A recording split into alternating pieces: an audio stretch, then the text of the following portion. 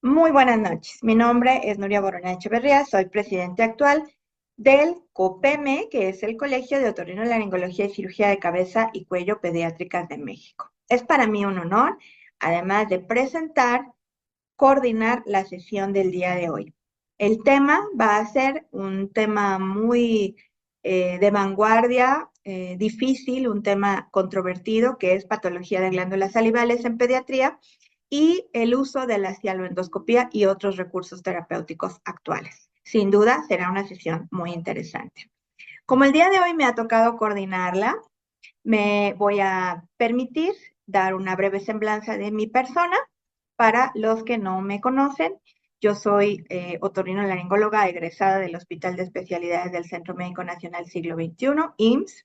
Hice una segunda especialidad en otorrinolaringología pediátrica en la UMA de Pediatría del siglo XXI, donde he elaborado durante muchos años como médico adscrito y también he participado como profesor adjunto de la subespecialidad de otorrinolaringología pediátrica. Tengo una maestría en ciencias médicas, un diplomado en educación, hice un adiestramiento formal en cirugía de cuello con mis maestros y amigos del Hospital de Especialidades, los cirujanos de cuello, durante un año. Tengo la oportunidad y el honor de haber dirigido más de 20 tesis de posgrado. Asimismo, he publicado varios artículos y capítulos de libro. He sido miembro del Consejo Mexicano de Otorrinolaringología y Cirugía de Cabeza y Cuello y ahora tengo el honor de ser la presidenta de este colegio. Y bueno, pues voy a presentar, como es debido, a nuestro ponente del día de hoy, que es un otorrinolaringólogo pediatra experto en el tema, el doctor Mario Canales Medina. El doctor es nuestro tesorero actual del colegio y bueno, él también es un agente que tiene una formación académica muy interesante y muy amplia. Él es otorrinolaringólogo y cirujano de cabeza y cuello, egresado del Hospital Español. Hizo una segunda especialidad en otorrinolaringología pediátrica en el Hospital Infantil de México y ha hecho varios fellows en voice o voz vía aerodigestiva y cirugía cervicofacial, los cuales han sido en la Universidad de Alabama, en Birmingham, en el Voice Center en Vanderbilt, perdón, en Nashville, Tennessee, en el Hospital Universitario de Montgomery en Lovaina, Bélgica, en el Hospital de Luxemburgo, en el Centro de Cirugía Cervicofacial, y también en el Hospital Universitario de Sahlgrenska en Gotemburgo, Suecia. El doctor Mario Canales actualmente tiene su práctica privada en el Hospital Dalinde y es un entusiasta eh, participador de nuestro colegio, siempre tratando de mantener nuestras actividades académicas actualizadas y a la vanguardia. Entonces, no sin antes recordarles que es muy fácil ser miembro de nuestro colegio. Solo tienen que mandar un correo a ingreso@copm.mx y a vuelta de este correo se les enviarán los requisitos para ser socios, los cuales son muy sencillos, para que tengan el acceso a todas las actividades y los beneficios de ser miembro de nuestro colegio. Los espero en la parte de preguntas y respuestas. Le doy las gracias y la más cordial bienvenida al doctor Mario Canales Medina. Adelante, por favor. Gracias. Hola, buen día a todos. Soy el doctor Mario Canales Medina, soy otorrinolaringólogo pediatra. Vamos a hablar hoy de este tema que se llama patología de glándulas salivales en otorrinolaringología pediátrica. Conflictos de interés, no tengo ninguno que declarar para esta plática. Vamos a empezar con generalidades de glándulas salivales. Hablando acerca de la embriología, las glándulas salivales tienen origen ectodérmico y se forman entre la sexta y la octava semana de gestación.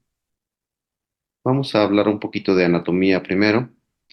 Hay tres pares de glándulas salivales mayores: la parótida, la submandibular y la sublingual, desde luego una de cada lado. Y tenemos también incontables glándulas salivales menores. La glándula parótida pesa en adultos 15 a 30 gramos. En niños, bueno, depende de la edad del niño. Está cubierta por la fascia parotido-masentérica. Sus límites superior es el arco cigomático, posterior el cartílago tragal y el borde anterior del músculo esternocleidomastoideo. Inferior es el borde anterior del músculo esternocleidomastoideo y la vaina carotídea. En la porción anterior, la glándula está unida a la fascia del músculo macetero. El conducto de Stensen es el conducto de la glándula parótida, emerge de la porción anterior de la parótida, avanza sobre el músculo macetero en dirección anterior, atraviesa el músculo buccinador hacia la cavidad oral, tiene 4 a 7 centímetros de longitud, drena hacia la papila a nivel del segundo molar en adultos y en niños mayores de 10 años, a nivel del primer molar en menores de 10 años. Desde luego, esto es un continuo a lo largo del desarrollo. Para ubicar el conducto parotidio, está descrita esta técnica en base en las referencias anatómicas. Vemos que está el arco cigomático, se coloca un dedo. Vemos que está el músculo macetero, se coloca otro dedo. Y la intersección de los dedos, calculando un través de dedo abajo del arco cigomático, la intersección de los dedos es el punto en el cual podríamos localizar el conducto parotidio, por ejemplo, en una cialolitotomía asistida por cialendoscopía. Eh, Algo que debe mencionarse, una estructura importante al hablar de la parótida es el nervio facial que emerge de la base del cráneo a nivel del foramen estilomastoideo. Antes de entrar a la parótida se desprenden las ramas para el vientre posterior del digástrico. Dentro de la parótida se forma el pes anserinus con las divisiones del nervio facial. La inervación de la glándula parótida es proporcionada a través el parasimpático, es proporcionada por el nervio craneal 9, el glosofaringeo, y el simpático viaja junto con el plexo de la carótida externa, proviene del ganglio cervical superior. Debemos mencionar también los nódulos linfáticos que se encuentran dentro y alrededor de la parótida, con el 90% de estos nódulos en el lóbulo superficial de la parótida. Hablamos ahora de la glándula submandibular, que pesa de 7 a 16 gramos. Está localizada en el triángulo submandibular. Está rodeada por la capa media de la fascia cervical profunda. Una referencia importante aquí o una relación importante a considerar es que el nervio marginal mandibular es superficial a esta fascia y esto es de importancia en cirugía.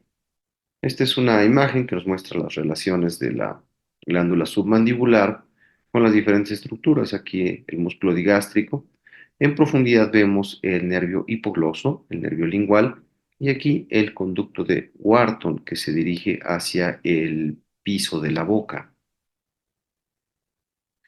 El conducto de Wharton emerge en la porción sublingual de la glándula y desemboca en la papila en el piso de la boca adyacente al frenillo lingual.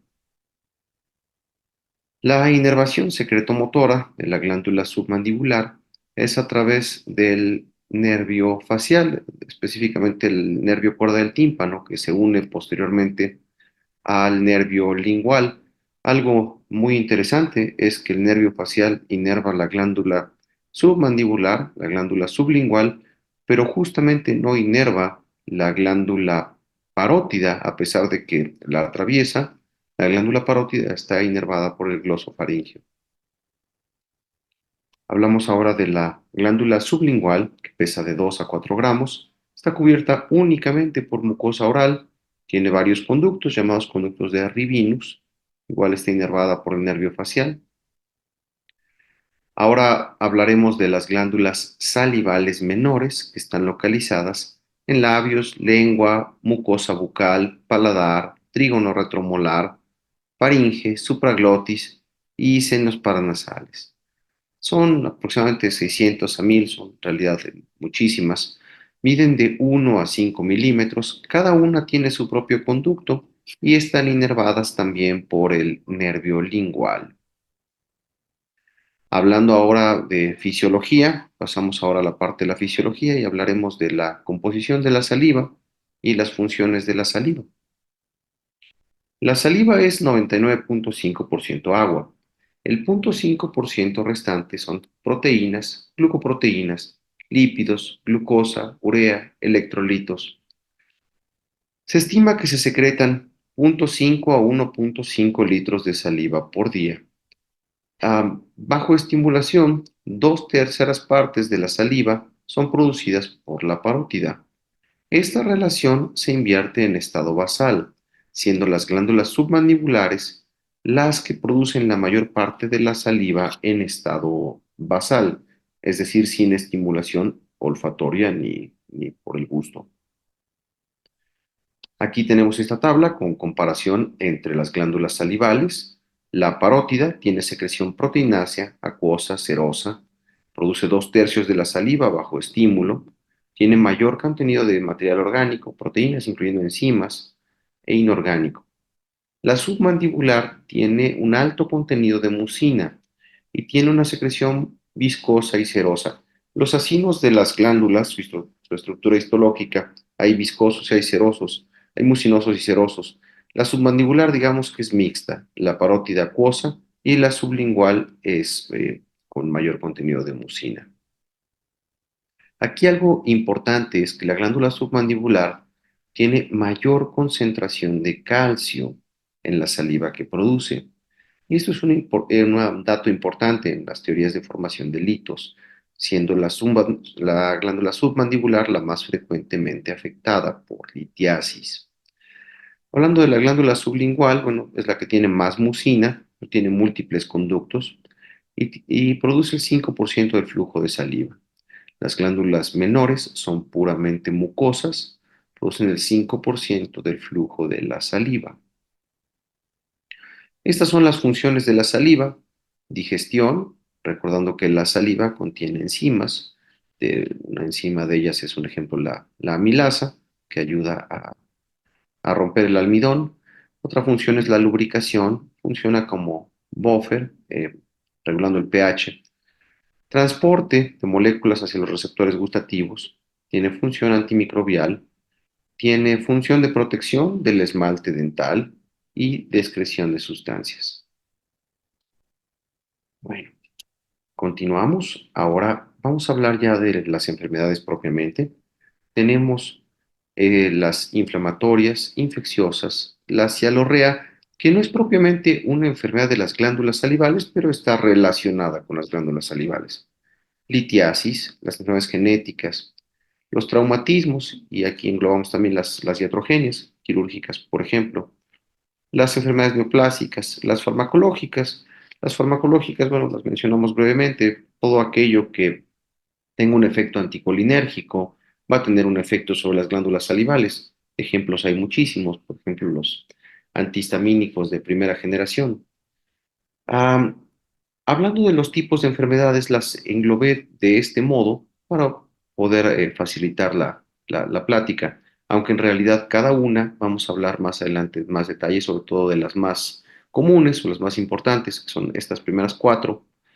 Las inflamatorias, aquí englobamos aquellas inmunológicas, las idiopáticas, aquellas asociadas a radiación o externa o a yodo radioactivo. Las infecciosas, bueno, virales, bacterianas, misceláneas. No es una enfermedad como tal, pero la deshidratación disminuye el flujo de saliva y predispone a infecciones y a litos. Hablando de las enfermedades inflamatorias de las glándulas salivales, dentro de las idiopáticas, de especial mención en otorrinolaringología pediátrica, está la sialadenitis parotidia recurrente juvenil, que es una enfermedad de causa que no se ha aclarado, que es de las más comunes de glándulas salivales en población pediátrica. Hablaremos un poquito más de ella más adelante. Están los trastornos del metabolismo, por ejemplo, la diabetes mellitus tipo 1, que es una causa de patología de glándulas salivales. Están aquellas enfermedades asociadas, bueno, aquellas alteraciones asociadas post-radiación, que puede ser radiación externa, también asociadas a la ablación con yodo radioactivo de tiroides recordando que las glándulas salivales pueden concentrar el yodo, por lo tanto pueden concentrar el yodo radioactivo y sufrir daño por yodo radioactivo en las ablaciones tiroideas. En las enfermedades inflamatorias, incluimos aquí también las autoinmunes, por ejemplo, el Sjögren, que no es muy común en población pediátrica, pero bueno, es un ejemplo de una enfermedad autoinmune que afecta a las glándulas salivales. Dentro de las enfermedades infecciosas, las dividimos en bacterianas y virales. Dentro de las bacterianas, por mucho, la bacteria más comúnmente aislada es Staphylococcus aureus, o vienen también seguido Streptococcus viridans, Streptococcus pneumoniae, bacteroides. En caso de una cialodenitis aguda, la cobertura, porque el tratamiento empírico debe tener cobertura al menos contra estos gérmenes, muy especialmente contra Staphylococcus aureus. Luego vienen también otras infecciones que llamaríamos misceláneas, por ejemplo, aquellas por micobacterias, que son mucho menos comunes. Dentro de las virales están el paramyxovirus, las clásicas paperas, que ha disminuido mucho la incidencia desde la vacunación. El citomegalovirus, el VIH es un virus que puede afectar también las glándulas salivales. Algo característico de VIH, además del resto del cuadro, es la afección difusa, más o menos simétrica, de las glándulas salivales. Mencionamos las enfermedades genéticas, entre ellas las displasias ectodérmicas, recordando que las glándulas salivales tienen un origen ectodérmico. La fibrosis quística, que bueno, tendrá que venir acompañada del resto del cuadro, de mencionarse es que en estos casos hay un aumento de volumen difuso de las glándulas salivales, síndrome de Prader-Willi, que presenta saliva espesa. Pasamos ahora a la litiasis. La litiasis en adultos es mucho más común que en población pediátrica. En adultos podría constituir hasta el 50% de la patología de glándulas salivales, pero en población pediátrica es aproximadamente 10%. Es más común, 3-1, en el género masculino. Algo de especial mención es que la litiasis puede producir obstrucción de los conductos de las glándulas salivales. La obstrucción puede producir estasis de saliva y la estasis de saliva puede complicarse con cialoadenitis aguda o crónica. La submandibular es la glándula más comúnmente afectada. Las teorías de por qué es la glándula más afectada son teorías, no están demostradas todavía al 100%. La causa precisa de la formación de litos es desconocida hasta la fecha. Cualquier situación que disminuya la secreción podría favorecer cialolitiasis y aumentar el riesgo de cialodenitis crónica. La glándula submandibular, al tener una secreción más espesa que la parótida, pues es una teoría de por qué es más afectada. La posición de tener un flujo en contra de la gravedad es otra de las teorías. El mayor contenido de calcio es otra de las causas que se creen que contribuyen a que la glándula submandibular sea más comúnmente afectada. Ahora, hablando de tumores, bueno, en realidad no es una causa tan común de aumento de volumen en glándulas salivales en niños, pero bueno, lo mencionamos. A diferencia de las enfermedades inflamatorias o infecciosas, son aumentos de volumen firmes, más o menos delimitados. Aquí algo de especial mención es que la afectación del nervio facial y o la extensión extraglandular son altamente sugestivos de malignidad. Hablando ahora, pasamos a la parte del diagnóstico de la patología de glándulas salivales. El diagnóstico es, en primer lugar, clínico. En segundo lugar, dependiendo de la sospecha clínica, puede elegirse alguna de estas modalidades de imagen: ultrasonido, tomografía, cialografía, resonancia magnética. Parte del diagnóstico en sospecha de tumores es biopsia por aspiración. En varias patologías está la cialendoscopía, que puede ser diagnóstica y terapéutica. Los estudios de laboratorio pueden ayudar a detectar, por ejemplo, elevaciones de leucocitos, que es indicativo de proceso infeccioso. Pueden ayudar, si se piden marcadores de inflamatorios, por ejemplo, proteína C reactiva, a ver si la inflamación está activa. Luego, en algunos casos, parte del diagnóstico definitivo será el estudio histopatológico. La imagen, bueno, los estudios de imagen, algo que debemos mencionar aquí es que, contrario de lo que quizás pudiéramos pensar, no son requeridos en todos los casos, quizás ni siquiera en la mayoría de los casos. Muchos casos de afectación de glándulas salivales, especialmente las afectaciones agudas, no requieren más que el diagnóstico clínico. Aquí, por ejemplo, están las parotiditis virales, la cialodenitis aguda no complicada, la complicada, bueno, ese será otro tema, pero la cialodenitis aguda no complicada muchas veces no requerirá más que el diagnóstico clínico. Am, Hablando ahora del ultrasonido, este es el estudio inicial en muchos de los casos, especialmente en población pediátrica. Es barato, es sencillo, generalmente no requerirá sedación, no requiere radiación, por lo tanto puede realizarse más de una ocasión sin el riesgo asociado a la radiación. El ultrasonido puede identificar litos, tumores, ectasias de los conductos, dilatación de los conductos, ganglios, entre otras patologías. Aquí vemos, por ejemplo, este ejemplo de, bueno, los casos anteriores, aquí un cianolito, aquí un tumor. Aquí en este ultrasonido se observan múltiples dilataciones intraglandulares en parótida asociadas a defecto de vaciamiento, que es indicativo de cialodenitis crónica. La tomografía es de las modalidades de elección más importantes, quizás sea la modalidad de elección la primera, en sospecha de litos.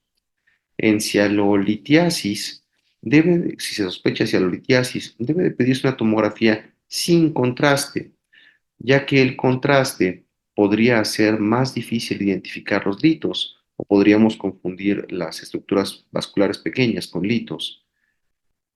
La tomografía nos puede ayudar de manera general a identificar litos, abscesos. Si se agrega contraste, bueno, es más fácil identificar los abscesos, como en este caso, que es un lito complicado con un absceso. La tomografía contrastada también nos puede ayudar a diferenciar la cialinitis aguda de la crónica. Las dilataciones múltiples como estas suelen verse en casos de cialodenitis crónica. Am, Hablando ahora de la resonancia magnética. La resonancia magnética no suele ser el estudio inicial por excelencia, pero si la sospecha de neoplasia es elevada, sí podría ser el estudio inicial y el definitivo. Un dato aquí a considerar importante es que las neoplasias malignas, hablando en términos generales, suelen ser hipointensas en T2, esto debido a que tienen alta celularidad y a la relación núcleo-citoplasma.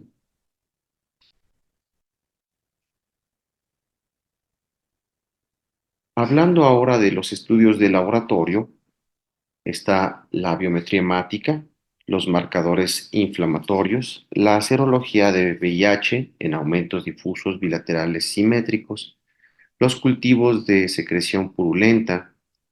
Vamos a hablar ahora del tratamiento. El tratamiento, medidas generales, hay que evitar los cialogogos, hay que mantener la hidratación. Antes se mencionaban los cialogogos, pero ahora ya están contraindicados, al menos en cuadros agudos.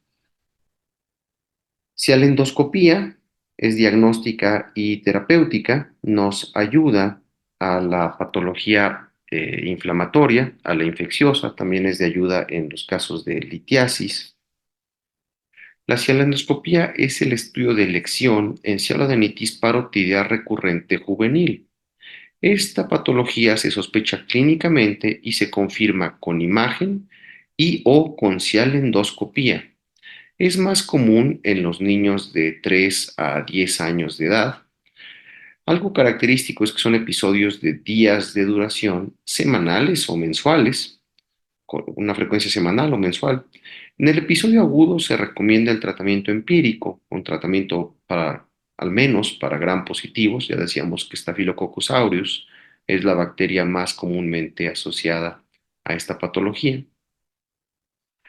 Hay una clasificación en endoscopía. Aquí lo importante es ver, le llaman LSD, se buscan litos, estenosis y dilatación y se asigna una Una puntuación, bueno, una puntuación de acuerdo a los litos, la estenosis y las dilataciones.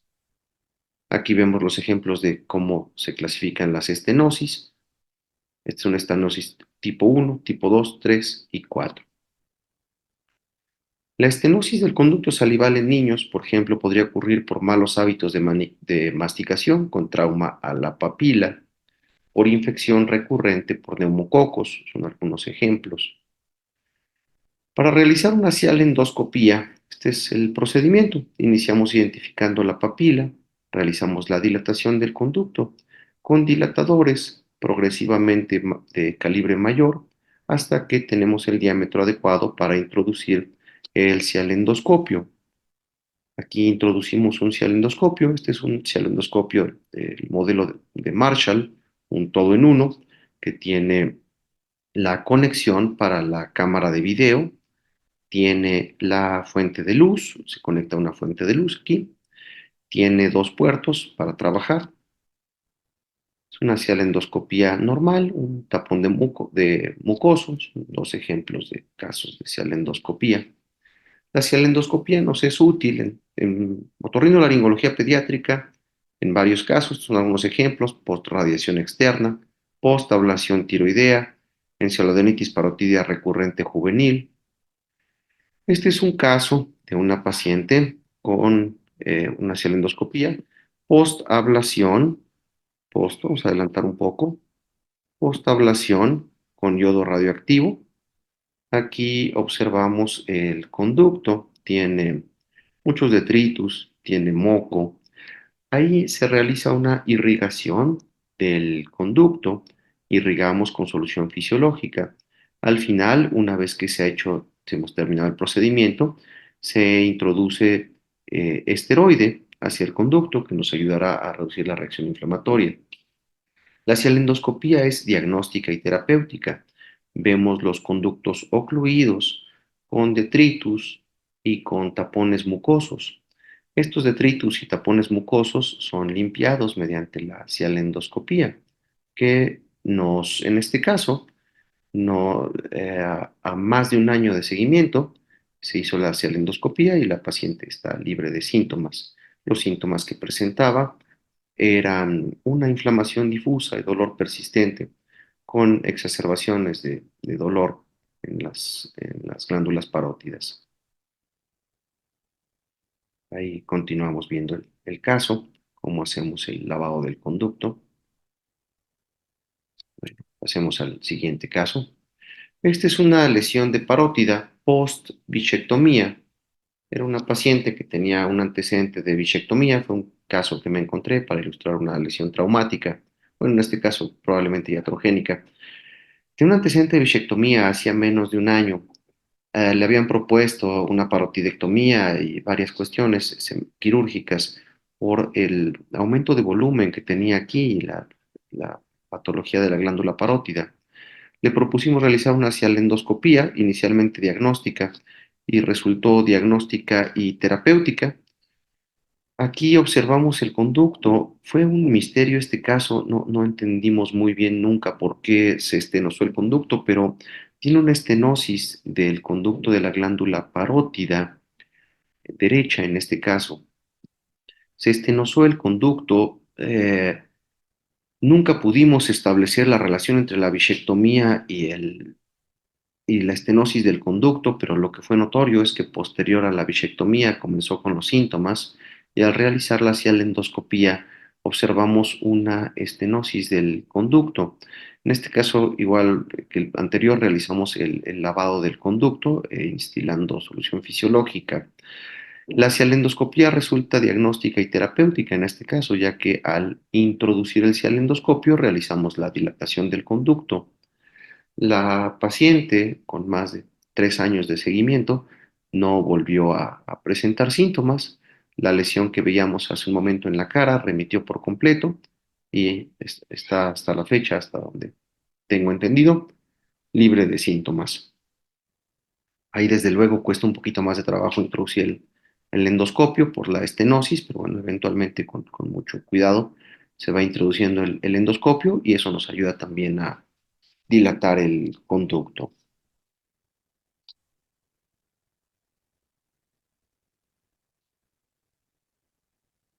Bueno, acerca de la cialendoscopía, se concluye que es segura y efectiva en niños. La cialendoscopía ha cambiado los paradigmas en el manejo de las enfermedades inflamatorias de glándulas salivales en pediatría, siendo actualmente primera elección en cialodenitis parotidia recurrente juvenil, siendo también primera elección en Sjögren, aunque sea menos común en otorrinolaringología pediátrica. Es una muy buena opción en enfermedad de parótida post-ablación con yodo radioactivo y con radiación externa. Vamos a mencionar ahora la cialorrea, es causada por salivación excesiva o por incompetencia oral. Hay que considerar y recordar que es normal en menores de 15 a 18 meses. Acerca de la cialorrea, la vamos a ver sobre todo en enfermedades neurológicas o neuromusculares. La cialorrea por salivación excesiva es más bien rara. En general tiene que ver con incompetencia incompetencia oral. Uno de los tratamientos que más usamos es toxina botulínica. Se describen varias dosis, no hay un consenso como tal. Esta es una revisión sistemática en la cual vemos que bueno, la dosis va de 50 a 100 unidades totales por todas las glándulas. Dependerá también incluso de la edad del niño. Tiene muchos efectos favorables, disminuye la cialorrea, disminuye la aspiración hacia vía aérea, disminuye la estasis de saliva y por lo tanto es de ayuda en cialodenitis crónica. Desde luego hay que considerar que tiene también algunos efectos adversos. Al cambiar, al reducir la secreción de saliva, cambia la viscosidad de saliva, puede producir halitosis, puede producir de hecho un aumento transitorio en cialorrea, transitorio, suele resolverse en breve, puede asociarse con problemas de lenguaje, bueno, tiene otros efectos menos comunes. La gerostomía, bueno, esa sí es algo que habitualmente podemos ver. A pesar de eso, la toxina botulínica, en mi opinión al menos, es una excelente opción en casos de cialorrea, especialmente para disminuir el riesgo de aspiración. Bueno, otra parte del tratamiento, esta desde luego está reservada para tumores o para otro tipo de cuestiones que no puedan resolverse con las medidas más conservadoras. Siempre estará la cirugía, que este es un caso de una parotidectomía derecha. Vemos el nervio facial, es una parotidectomía bueno, pero esta opción tratamos especialmente en otorrinolaringología pediátrica, tratamos de que no sea la primera opción. Bueno, continuando con nuestro tema, el síndrome de primera mordida es una patología en la cual hay dolor en la glándula parótida, en la zona parotidia, después de la primera mordida. En síndrome de primera mordida es otra patología en el cual el Botox nos es de utilidad, aunque no es tan común en población pediátrica. Vamos a hablar ahora del propranolol en hemangiomas. Este es un caso que nos compartieron cortesía a nuestros colegas del Centro Médico Nacional Siglo XXI, el doctor Román Peña y la doctora Nuria Borona amablemente nos compartieron este caso. Es un caso de una pacientita con un hemangioma de parótida. Aquí el manejo no es quirúrgico, sino que es un manejo con propranolol, igual que en otros hemangiomas. Esta es una pacientita con esta presentación, se confirmó con ultrasonido y ultrasonido Doppler. Decíamos que era una modalidad de imagen aceptada para muchos casos. Fue manejada médicamente con propranolol no quirúrgico y bueno, esta fue la evolución que tuvo. Es otro tipo de patología con otra modalidad de tratamiento, diferente de las que hemos mencionado. Vamos a hablar ahora de ránulas. Esta es una ránula, una niña de 12 años, aquí en el piso de la boca. El término viene de rana por el aspecto que tiene, pero en realidad son mucoceles de la glándula sublingual. Al obstruirse el conducto, se forma este mucocele y aquí el tratamiento es quirúrgico con marsupialización del mucocele, de la lesión. Bueno, vamos a hablar ahora del diagnóstico diferencial de la patología de glándulas salivales. La patología de glándulas salivales, bueno, pues es mucha, muy diversa. Y el diagnóstico diferencial es básicamente cualquier cosa que esté cerca de la zona de las glándulas salivales, por ejemplo, otros tumores que no tengan involucro de glándulas salivales, quistes branquiales, quistes de primer arco se podrían confundir con patología de glándula parótida, quistes de segundo arco se podrían confundir con patología de glándula submandibular, adenomegalias, abscesos de cuello podrían ser también un diagnóstico diferencial. Este es un caso, por ejemplo, muy curioso de diagnóstico diferencial. Es un niño de 10 años que fue durante meses manejado como una cialodenitis submandibular. Así fue como yo lo conocí. En realidad, quizás en un inicio no estaba exactamente así, pero bueno, yo lo conocí así. Tenía una lesión aquí en esta zona, cerca efectivamente de la glándula submandibular, aunque por el cuadro clínico, bueno, sospechamos un quiste. Esta es la imagen de la tomografía. Se realizó una tomografía contrastada con una imagen compatible con un quiste de segundo arco branquial. Se programó para cirugía. Se realizó la resección del quiste del segundo arco branquial izquierdo y se confirmó por la inquietud del paciente y la familia, se confirmó que efectivamente la glándula estaba bien, pero bueno, es un diagnóstico diferencial. Todo lo que esté cerca de las glándulas, aquí la glándula en realidad está sin mayor problema, pero bueno, fue tratado durante meses como si fuera una cialodenitis submandibular. Confirmamos que la glándula está en orden, una vez resecado el quiste en esta cirugía. Bueno, eso sería todo por hoy. Muchas gracias por su atención, por estar presentes aquí con nosotros. Buena noche. Buenas noches a todos. Muchísimas gracias por tu charla, muy interesante. Y la verdad tenemos bastantes preguntas. Quiero empezar con un caso que me comentó una colega desde hace varios días que supo que íbamos a estar hablando de esto. Un caso de un niño que tuvo aparentemente una cialoadenitis submandibular con dolor, calor, rubor, datos inflamatorios y fiebre, etcétera. Se trató con antibiótico. Submandibular, creo que ya lo mencioné. El cuadro aparentemente cedió y la glándula, como en muchas ocasiones, quedó tumefacta, dolorosa, aumentada de volumen. Y bueno, pasando la fase aguda, se le indican cialogogos, masaje, etcétera, etcétera. Y de repente el niño inicia con una parálisis del nervio, de la rama marginal del nervio facial, de manera súbita. Entonces, se menciona que tanto la parálisis del nervio marginal como de algunos otros nervios como el lingual o el hipogloso puede ser de pronóstico para pensar en malignidad. La pregunta es, ¿esto aplica también en los niños? Y si ese fuera el caso, el estudio de primera elección que debería hacerse a este niño sería una resonancia, hacer una biopsia por aspiración, ¿o tú qué aconsejarías? Bueno, el hecho de que haya una afectación del nervio, en este caso submandibular, implica necesariamente que lo que quiera que sea está afectando ya extraglandular. Si recordamos que el nervio marginal mandibular viaja superficial a la fascia que recubre la glándula, el nervio marginal mandibular nunca realmente está dentro de la glándula. Tuvo que haber sido ahí algo que estuviera con extensión extraglandular. Hay varias opciones. Una sería que hubiera hecho un absceso que estuviera afectando el nervio. Otra, efectivamente, que fuera una neoplasia, especialmente si fue de inicio no tan súbito, rápido, pero no súbito. Si esa es la sospecha y se toca un tumor delimitado, la primera opción diagnóstica sería efectivamente la resonancia. Ahora, si efectivamente le estuvieran dando masajes y masajes y masajes, esa es incluso otra posibilidad, una afectación del nervio por compresión o algo así, que no es tan común, pero bueno, alguna vez lo habremos visto. Ahora, recordando también que los cialogogos, si bien en algún momento se consideraron, actualmente están formalmente contraindicados en el cuadro agudo.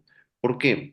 Porque si la glándula tiene los conductos obstruidos, la hidratación está bien, eso está perfecto, pero el ciálogo que está forzando la salida de saliva contra un líquido, contra un conducto obstruido, va a producir dolor, va a producir más molestias y ya se ha visto que no aporta mayor beneficio el uso de los cialogogos en el cuadro agudo. Esa sería mi comentario del caso. Si la sospecha por un tumor palpable si la sospecha es un tumor por un tumor palpable, es una neoplasia, pues sí, resonancia de primera elección. Si todavía tiene los marcadores, también en estudios de laboratorio, la VH con los marcadores de leucocitos elevados, proteína C reactiva elevada, entonces pensando en un proceso infeccioso, podríamos empezar con un ultrasonido o una tomografía. Esa sería mi recomendación. Ok, sí, el paciente parece ser que ya estaba como en fase de entre subaguda, crónica, algo así, ¿no? Y entonces los cialogogos contraindicados en la fase aguda, pero digamos que como tratamiento en el largo plazo para esos casos crónicos, sí serían de utilidad o tampoco están indicados ya. Tampoco están indicados ya. Hidratación es así, es de primera necesidad. Ok, bueno, seguimos con las preguntas. ¿Qué tan recomendable es el uso de esteroides para el tratamiento y resolución de un cuadro de cialodenitis aguda? No especifican si parotidia o submandibular, me imagino que a ambas, ambas situaciones. No cambia mucho si es el tratamiento médico, hablando de tratamiento médico, en ese sentido no cambiaría mucho. Pueden considerarse, digamos que dentro de las guías de práctica y eso, están como pueden considerarse, no están contraindicados, pueden ser una opción que pueden al menos ayudar a reducir las molestias. El tratamiento de entrada es antibióticos con cobertura para los gérmenes esperados, que son Staphylococcus aureus, Streptococcus pneumoniae, especies de bacteroides. Ese es el de, vamos a decir, el obligatorio. Los esteroides pueden considerarse, no están contraindicados. En el caso de la parálisis del nervio marginal, ¿tú sugerirías usar, por ejemplo, prednisona? Sí, definitivamente, pero ese es un caso muy específicamente por la parálisis del nervio. Por la parálisis del Claro. nervio, sí, definitivamente, pero en ese caso en particular, como cualquier parálisis de nervio. Sí, no es para la cioladenitis, es por la parálisis del nervio marginal, ¿no? ¿Cuál Correcto. antibiótico utilizas tú de primera elección? ¿O cuáles utilizas de primera elección? Yo de primera elección utilizo clindamicina porque tiene cobertura para todos estos gérmenes que son los que estamos esperando. Pero bueno, otra buena alternativa podría ser usar amoxicilina con clavulanato, aunque yo en lo personal, clindamicina. Ok, muchas gracias. Eh, ¿Qué opinas de la cialodenitis postvacunal? ¿Es un mito? ¿Es una realidad? ¿Es frecuente que el paciente llega con el antecedente de haberse vacunado? Y bueno, que desarrolló una cialodenitis. Sin embargo, en la literatura no se encuentra como mucho apoyo para esta postura. ¿Tú qué opinas? La verdad la he visto descrita, pero qué tan frecuente sea la estadística, no estoy seguro ni siquiera de que haya una estadística de cuántos casos reportados por 10.000 o algo así. No conozco el dato. Sé que está descrita, la he visto, pero no estoy seguro ni siquiera de que existe ese estudio de prevalencia o de incidencia. Claro, es como un poco una anécdota, ¿no? Que refieren los pacientes, pero que en realidad no está demostrada una asociación estadísticamente significativa en la literatura. ¿Qué tan frecuentes Incluso son las habría que ver. Perdón, dime. Perdón, justo habría que ver en esa de cialodenitis o parotiditis postvacunal, si en realidad es la parótida la que está afectada o es parte de adenomegalias generalizadas postvacunales. Es otra cuestión que finalmente también podría estar ocurriendo. Pero bueno, eso ya queda todavía para el plano del estudio, para describirlo en un futuro. Podría ser, habrá que escribir el artículo. ¿Qué tan frecuentes son las cialodenitis submandibulares en escolares? No mucho, ¿no? Las más frecuentes, bueno, es que se invierte un poquito la cuestión entre adultos y niños. En adultos, lo más frecuente son las litiasis, decíamos 50%. En niños son menos frecuentes. Entonces, en niños lo más frecuente es la cialodenitis parotidia recurrente juvenil y es parotidia. Así es, esta es una patología. de las más frecuentes en los niños y controvertida, ¿no? Eh, es recomendable realizar la biopsia por aspiración con aguja fina en niños con cuadro subagudo o evolución poco favorable. Más bien, creo que la intención de la pregunta es como en qué momento es el momento ideal para hacer una BAF, si es que esto está indicado desde tu punto de vista. Cuando haya sospecha de neoplasia, cuando sea por cialodenitis aguda, crónica, no como tal, estaría indicado otro tipo de estudios, pero una BAF, una biopsia por aspiración, sospecha de neoplasia. Ok. Seguimos. Más preguntas. Muchas dudas de cialoendoscopía. A ver, para empezar, la cialoendoscopía es una cosa que ha venido a revolucionar, ¿no? El tratamiento de estas enfermedades, sobre todo de la parotiditis recurrente juvenil, que antes, pues como no había que ofrecerles, yo recuerdo que les quitábamos el lóbulo superficial de la parótida. Y ahora, pues esto ha cambiado radicalmente. Pero estamos hablando de hacerla en niños. En adultos está descrito que se puede hacer en un consultorio, con anestesia local, pero en niños, ¿cuál es la experiencia? ¿Los metes a quirófano o de acuerdo a la Sí, edad sí, o ves no, no, cómo no, se dejan? tiene que ser con anestesia general. Si en adultos es complicado, duele. En niños no creo que fuera posible, no, con anestesia general siempre. Ok. Ahora bien, preguntan mucho acerca de los endoscopios, qué diámetros, bla, bla, bla. Entiendo que es un kit especial que se utiliza para la cialoendoscopía. No es un endoscopio nomás así de cualquier tipo. ¿Nos puedes hablar un poco de este kit, de los tipos que conoces y de los más frecuentes?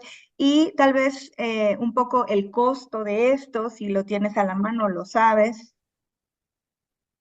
Bueno, acerca de los cialendoscopios, pues hay varios modelos. Están, por ejemplo, algunos más antiguos que eran los modulares, que traían el endoscopio para el visor y la camisa de trabajo, los que le llaman modulares, que traen así como varias partes. Están los todo en uno. Dentro de los todo en uno, el que aparece en los videos, el que habitualmente uso, es un tipo Marshall. Ese trae es todo en uno porque trae para la visión y trae dos canales de trabajo a través de los cuales se puede, bueno, todo lo que veíamos en los pequeños videos que mostramos. Habitualmente es el que yo uso, un tipo Marshall, todo en uno. En uno de esos canales de trabajo puedes introducir una especie de canastilla, por ejemplo, para sacar los litos o extraerlos, un láser para mandar pulsos de láser y romper los litos, o irrigar por el otro solución salina, etcétera, ¿verdad? Creo que así es más o menos la función. Es la idea, aunque si recordamos que en niños la mayor parte de los casos van a ser, por ejemplo, cialodenitis parótida recurrente juvenil, lo que más se utiliza en niños es como tal la irrigación y la instilación de esteroides. Ok, sí, exactamente. Yo estaba leyendo que había, bueno, alguna controversia ahí entre que si le irrigas solución, simplemente esteroides, antibióticos, hay quien siempre hace lo mismo, hay quien hace cosas diferentes para cada paciente. ¿Tú qué haces? ¿Irrigas antibióticos siempre, esteroides siempre o depende de lo que encuentres, vas decidiendo sobre la marcha qué vas a hacer? En general esteroides, no tanto antibióticos, porque una contraindicación absoluta de la cialendoscopía es una cialodenitis en agudo. Claro. Entonces, en general se va a realizar cuando el cuadro no está en agudo.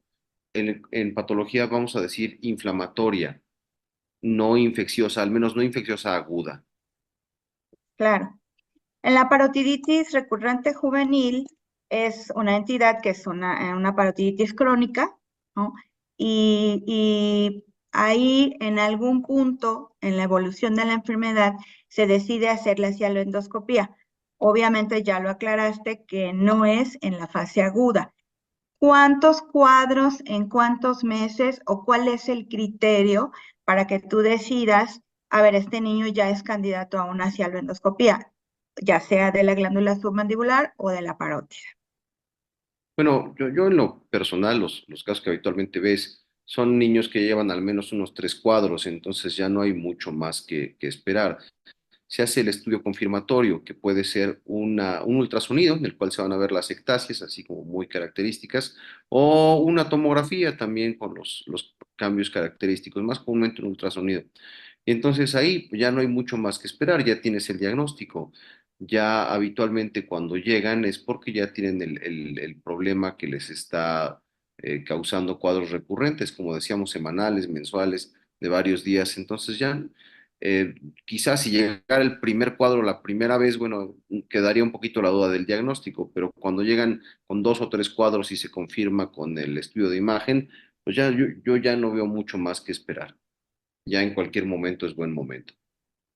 Claro, se describe en la literatura que a veces se necesitan más de un procedimiento para, porque a veces a pesar de la cialoendoscopia, el paciente con parotiditis recurrente juvenil sigue recurriendo. Y entonces que a veces se necesitan 2 o 3 cialoendoscopías. ¿Cuál es tu experiencia al respecto? Bueno, en general quedan libres de enfermedad por lo menos un año, 2 años, a veces, o quedan libres de enfermedad para siempre o se pierden al seguimiento. Hay que considerar también esa posibilidad. Pero bueno, yo siempre les planteo la posibilidad de que van a requerir otra cialendoscopía. Si no la requieren, bueno, qué bueno, pero siempre les planteo esa posibilidad en 2 años, en 3 años, en un año. Es un poquito incierto. Todavía hacen falta más estudios de seguimiento a largo plazo en la literatura para determinar exactamente factores pronósticos y todo eso. Eso todavía quedan esas dudas. ¿Cuáles son las complicaciones de la cialoendoscopía? ¿Son frecuentes y cuáles serían dentro de la frecuencia las más frecuentes? Bueno, no deberían de ser, pero desde luego es la ruptura del conducto, la extravasación dentro de las descritas, afortunadamente, sobre todo las graves, la verdad no las he visto, espero no verlas, pero estamos listos para ellas. La extravasación de líquido y que la parótida, como sabemos, el lóbulo profundo, está en relación con el espacio parafaringio, entonces está descrito que un exceso de irrigación lo que se describe como un máximo de irrigación, incluso en adultos, son 20 cc's. Entonces, Ujú. más allá de eso, podrías correr el riesgo de que la parótida hubiera extravasación hacia el espacio parafaringio y entonces hubiera un compromiso de vía aérea. Esa sería una Exacto. posible complicación, que bueno, habría que pasar a quedar intubado, no sé, es lo que está escrito. Al final, el modo de prevenir la complicación es mantenerse siempre abajo de 20 cc de irrigación, que es lo que tratamos, ¿no? Y en niños pequeños bajarlo incluso a 10, pero bueno, es una complicación descrita. Otra es la estenosis del conducto, que ahí queda un poquito la duda de si se estenosa por el procedimiento o por la patología de base, pero bueno, es otra posible complicación. Otra es la ruptura del conducto, que es otra posible complicación. Esas digamos que serían las frecuentes. Las más frecuentes. Cuando irrigas esteroides, ¿cuál esteroide irrigas? Podría ser generalmente, o si lo tengo disponible, el de elección, triamcinolona. Ok, y si no, Texa. Es posible, podría ser Dexa, podría ser metil, podrían ser esos. Ok. La gente tiene mucha curiosidad y muchas dudas de si el kit de cialoendoscopía, que ya hablaste tú, que tú tienes el de Marshall, que es de 3 puertos, ¿es diferente para niños y para adultos o es uno solo? Bueno, sí hay unos diámetros menores, pero el problema es que no son así como, vamos a decir, no hay tanta variedad, no hay tantos, y siendo también prácticos, no son fáciles de conseguir todas las variedades, tener absolutamente todas las variedades de endoscopios que haya. Entonces hay como un tamaño estándar, que es el que yo habitualmente uso, que es de 1,3 milímetros. Ok. Eh, ¿Cuándo solicitarías un gamagrama de glándulas salivales en una cialbadenitis postradiación? Yo habitualmente no lo hago. Si finalmente está el antecedente de radiación, pues ya más o menos tienes el diagnóstico. O sea, habitualmente no es algo que consideraría en una cialodenitis post-radiación. No modificaría mi conducta terapéutica. O sea, para ti hacer ese estudio no sería algo de utilidad. Ah, yo me iría más por una cialendoscopía que sería diagnóstico y terapéutico. Hacer un gamagrama. O sea, finalmente ya sé que tiene el antecedente de radiación. El diagnóstico ya es razonablemente certero. Ok, sí, bueno. ¿Qué tan frecuente es la inflamación unilateral en la parotiditis viral contra la unilateral versus la bilateral? La Bueno, parotiditis aguda viral. en parotitis aguda viral está descrito que muchos casos, y de hecho, bueno, es algo que observamos, son unilaterales en afecciones, por ejemplo, por citomegalovirus, son unilaterales, no todas son bilaterales. Una cialodenitis que es característicamente bilateral más o menos simétrica es la de VIH, pero todas ¿Mm? podrían ser unilaterales o bilaterales, no, no es regla. Sí, eso también es otra de las preguntas que nos hacen. ¿Cuál es la relación entre cialoadenitis y VIH? Si pudieras ahondar ligeramente en esto. Bueno, aparte de otras características del cuadro de VIH, algo que es sugestivo es el aumento bilateral difuso de las glándulas. Y ahí, bueno, ya al ver ese aumento junto con otras características del cuadro, pues lo procedente es hacer el análisis serológico por la sospecha. Claro. Claro. ¿Hay alguna edad más frecuente en que se presente este cuadro de VIH? Yo lo he visto, por ejemplo, en el hospital, en lactantes mayores. Pues no hay una edad como tal, tiene que ver mucho con la edad en la que hayan adquirido el virus. No va tanto en relación a eso, sino a la edad en la que hayan adquirido el virus. Igual que en el resto de las cialodenitis virales, con citomegalovirus o con cualquier virus. Tiene más que ver con la edad en la que se hayan contraído la enfermedad. Claro. Si nos puedes, por favor, repetir, porque la gente está muy inquieta con esto de que los cialogugos ya no se utilizan en los cuadros agudos de cialodenitis. ¿Cuál es la razón de este cambio en la terapéutica? Tal como lo decíamos hace un momento, lo que pasa es que los cialogogos, la teoría que se tenía es que con eso se iba a destapar la glándula o algo semejante, o sea, como idea históricamente tenía lógica, pero lo que se vio es que causan dolor y no van a necesariamente destapar la glándula, mejor dicho, no van a destapar la glándula. Si la glándula tiene el conducto con obstrucción aguda por inflamación, por lito, por la razón que sea, no se va a destapar, sería como poner agua en una coladera tapada, no se va a destapar, se va a llenar más. El cialogogo va a causar la contracción contra un conducto tapado. Esa es la razón por la cual se vio que no era buena idea. Podrían también estimular la producción de saliva contra un conducto tapado y producir de hecho eh, más inflamación y más dolor.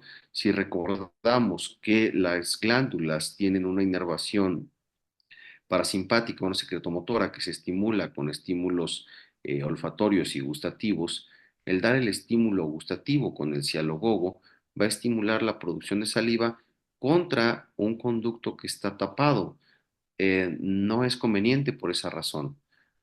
Por eso es que ya se actualmente, bueno, tiene ya algunos años que se descartó esa opción, que están contraindicados. No son opcionales, están contraindicados. Ok. Nos comentan, ¿es la lesión linfopitelial quística benigna asociada a VIH lo mismo que la cialoadenitis por VIH? Bueno, ese término de lesión linfopitelial quística benigna mm, es un término que probablemente sea un poco viejo ya, ¿no? Parece Pues, ser que se bueno, puede englobar en parotiditis recurrente, aunque la lesión linfopitelial benigna me parece que también tiene unas características histopatológicas distintivas, ¿no? Y puede ser incluso un precursor de linfoma. Se ha hablado mucho de esa lesión linfoepitelial benigna, pero bueno, No necesariamente. De la lesión linfoepitelial benigna, pues yo nada más recuerdo haber visto un caso, una niña que operamos, tenía unos 7 años y tenía el tumor en la glándula. Entonces, bueno, se sospechó una neoplasia de tipo.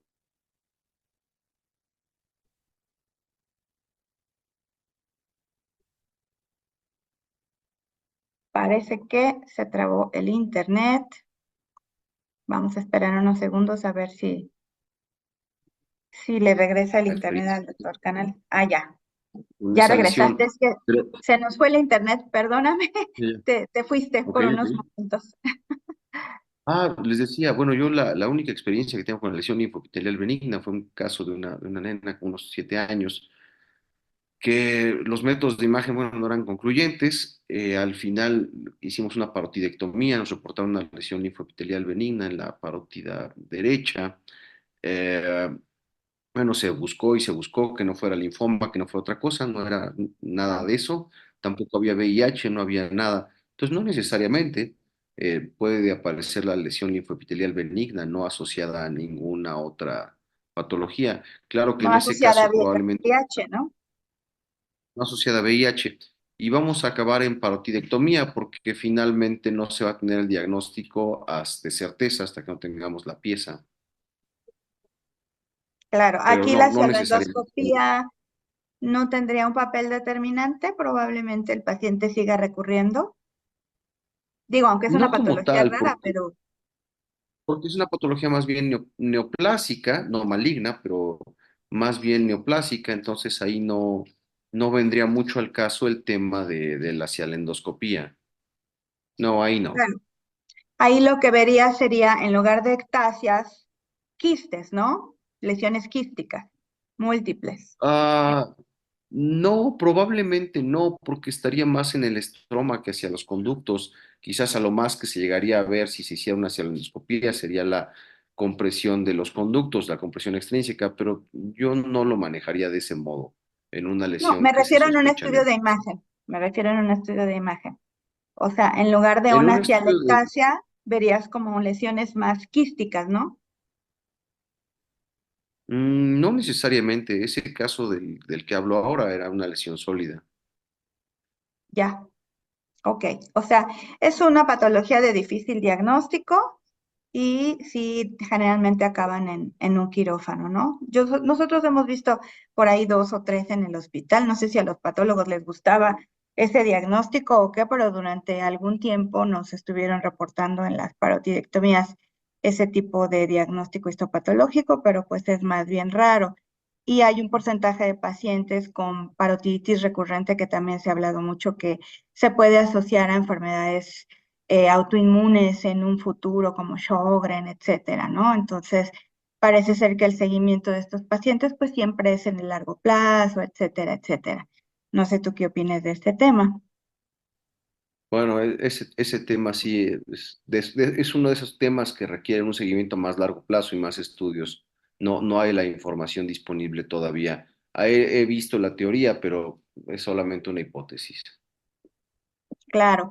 Última pregunta, Mario. Vamos a Sí, suponer señor. que ahorita ya nos surgió la inquietud de entrenarnos o adiestrarnos en cialoendoscopía. ¿En México existe esa posibilidad? ¿Hay tú o alguien que tenga la opción de hacer ese tipo de adiestramiento o hay que ir a algún lugar especial en el extranjero? ¿Qué Bueno, recomiendas? ah, el curso, quizás el original, eh, fue el de Marshall, precisamente, el del Centro Europeo de Cialendoscopía en Suiza. Ahorita se pausó algunos años por la pandemia. Hay varios cursos ya en el mundo, hay cursos en los Estados Unidos, hay cursos en Canadá, hay varios cursos en otros países de Europa. Va a ser el Congreso Mundial de Cialendoscopía en Dubái en el próximo enero. Pues yo creo que opciones hay muchas. Mm, Opciones hay. ¿Para en México? No que yo sepa Que yo sepa un curso formal de cialendoscopía, que yo sepa, no, no que yo sepa. Ok. Última pregunta, ahora sí te lo prometo. Esta es una duda personal. Cuando hablan del pel ducto pálido de la parótida, que es un hallazgo frecuente en la parotiditis recurrente juvenil, ¿a qué se refieren con este concepto? Es un ducto poco vascularizado o a qué se refieren con este concepto? Es una imagen en realidad endoscópica, es un concepto endoscópico, lo del ducto pálido. Normalmente el conducto se ve pues con más vascularidad, más rosita, digamos. En la cialodenitis recurrente juvenil, algo que se describe como muy característico es que es un ducto que se ve como si fuera papel, no se ve la vascularidad, que se ve pálido, tal cual, es algo muy característico, así como de esa patología. No es la única, yo me lo he encontrado también, por ejemplo, a lo mejor no tan pálido, pero también pálido en la postablación con yodo. Pero bueno, es algo que se describe como Ujú.